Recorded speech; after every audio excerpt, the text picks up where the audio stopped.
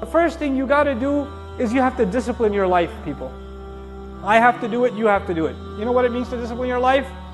Go to sleep early.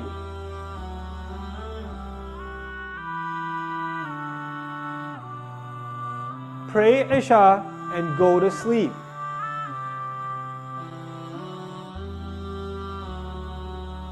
Don't go to the hookah joint until 12:30 a.m. Don't go see a movie. Don't go hang out with your friends. Don't watch Islamic lectures until 2 in the morning. Do not. It is not beneficial for you. Pray Isha and go to sleep and wake up early.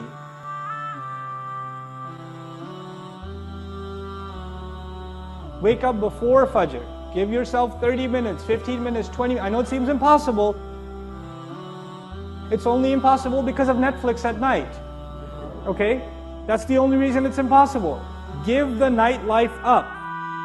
Let the night be for sleep. At least you're not accumulating sin every night.